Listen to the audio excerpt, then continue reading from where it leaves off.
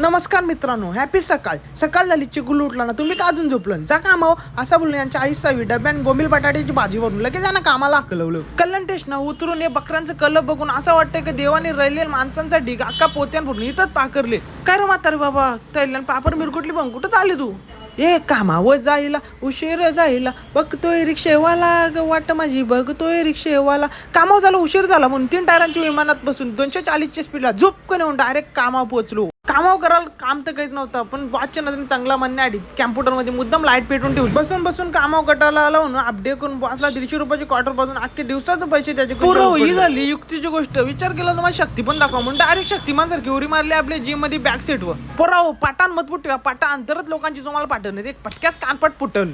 एक पटक्यास कानपट फुटाव नाही म्हणून तन्मयनी पण पाटणाची रांगोली घामाची डिझाईन बद घेतली. शेवटी किरमाडाने याची रांगोली पिसून सगळ्यांच्या ढेंगा काच्या घुसून बायसेप मशीनवर पहिला क्रमांक लावला. शेवटी जिम मधल्या रस घेऊन बाटली प्रोटीन पिऊन 2 वाड्या भाजी होऊन एकमेकांना टाली देऊन हातान बॅटरी घेऊन आम्ही निघालो कोल पकराला. तुम्ही पण येता का? भेटू आपण नंतरच्या ब्लॉगला. चला बाय बाय.